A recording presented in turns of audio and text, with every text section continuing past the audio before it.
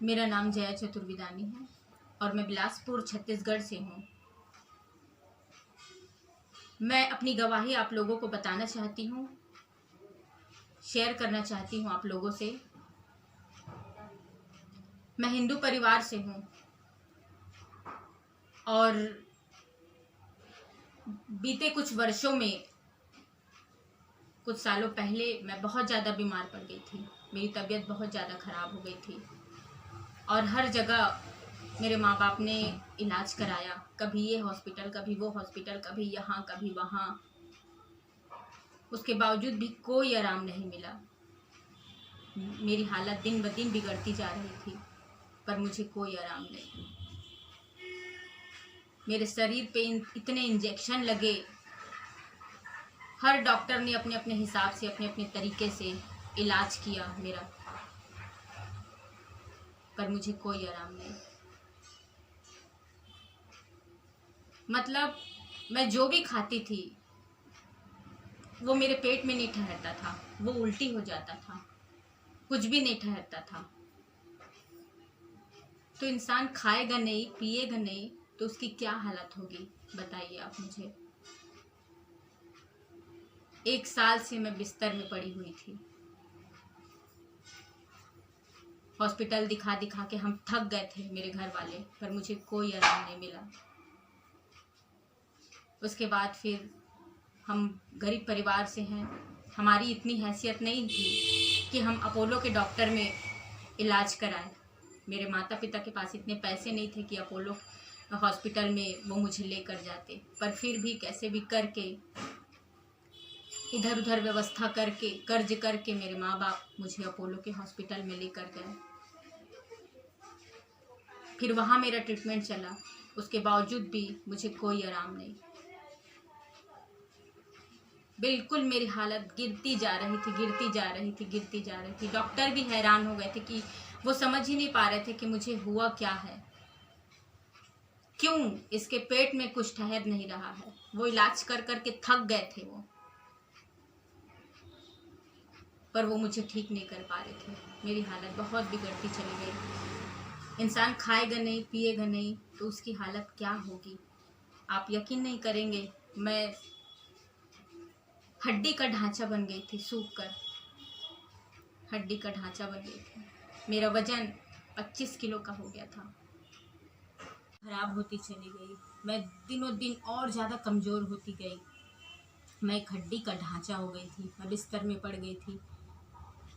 इतने जगह हम भटके, मेरा जीवन पूरा अंधकार में चला गया, क्योंकि दवाइयों से भी मैं ठीक नहीं हो रही थी और पूजा पाठ से भी मैं ठीक नहीं हो पा रही थी। मेरे घर में रोना गाना मचा हुआ था, बहुत हमारा जीवन अंधकार में चला गया था। चिंता में डूब गए थे मेरे माँ बाप। इसी बीच परमेश्वर के एक जन ने आकर हमें प्रभु का सुसमाचार सुनाया, हमें प्रभु के बारे में बताया और उन्होंने एक ट्रैक्ट दिया, एक पर्चा दिया जिसमें प्रभु यीशु का वचन लिखा हुआ था। फिर उस वचन को लेकर मैं अपने सीने से लगाकर मैं बहुत रोई, बहुत रोई। मैंने परमेश्वर से प्रार्थना किया कि हे प्रभु, अगर तू सच्चा है, तू सच्चा परमेश्वर है तो मुझे चंगा कर। मैं जीना चाहती हूँ, मैं मरना नहीं चाहती। ये बोलकर मैं प्रभु के सामने बहुत गिड़गिड़ाई, बहुत रो रो कर मैंने प्रार्थना किया।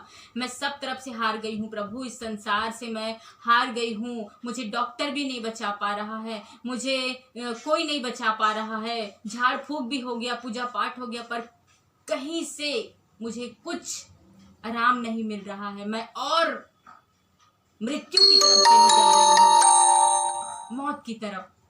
मैं अपने सामने अपनी मौत को मैं देखती थी, पर उसी रात परमेश्वर ने मेरी प्रार्थनाओं को सुन लिया।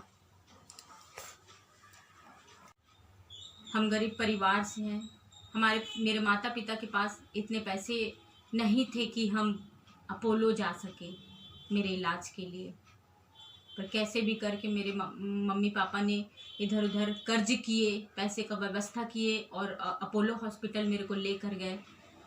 वहाँ पर मेरा ट्रीटमेंट चला, पर उसके बावजूद भी मैं ठीक नहीं हो पाई। वहाँ का डॉक्टर ये समझ ही नहीं पा रहा था कि मुझे हुआ क्या है। हर जगह मेरा इलाज हुआ, हर जगह हमने दर दर भटके हैं, पर कहीं से कोई आराम मुझे नहीं मिला। घर में बैगा बुलवाया, बैगन ने पूजा पाठ किया, झाड़ फूक किया, बहुत सारे पैसे खर्च करवाए उसने, बहुत सारे पूजा पाठ के सामान मंगाया उसने, और उसने पूजा पाठ करके वो फिर चला गया। उसके बावजूद भी मुझे आराम नहीं मिला। मेरी तबीयत दिनों दिन और भी मेरी स्थिति खराब होती चली गई। फिर मेरे माँ बाप मुझे प्रभु यीशु की कलीसिया में लेकर गए और वहाँ पे पास्टर साहब ने मेरे लिए प्रार्थना किया, और प्रतिदिन मेरे माँ बाप मुझे कलीसिया में लेकर जाते थे। हर रोज़ मेरे लिए प्रार्थना दुआ होता था, और धीरे धीरे मैं एकदम ठीक हो गई। मैं पूरी रीति से ठीक हो गई। अद्भुत चमत्कार परमेश्वर ने मेरे जीवन में किया। प्रभु ने मुझे मौत के मुंह से बचाया, क्योंकि ना तो मुझे दवाइयों ने ठीक किया और ना ही पूजा पाठ ने ठीक किया। हम हर जगह दर दर भटके हुए थे, पर कहीं से मुझे कोई आराम नहीं मिला था। मैं बिल्कुल ठीक नहीं हो पा रही थी।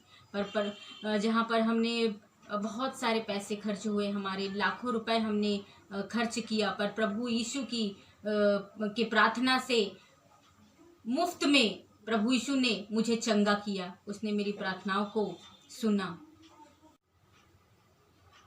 तो मैं उन मसीह विरोधियों से कहना चाहती हूँ कि हमें किसी प्रकार का कोई लालच नहीं दिया जाता, हमें किसी प्रकार का कोई प्रलोभन नहीं दिया गया।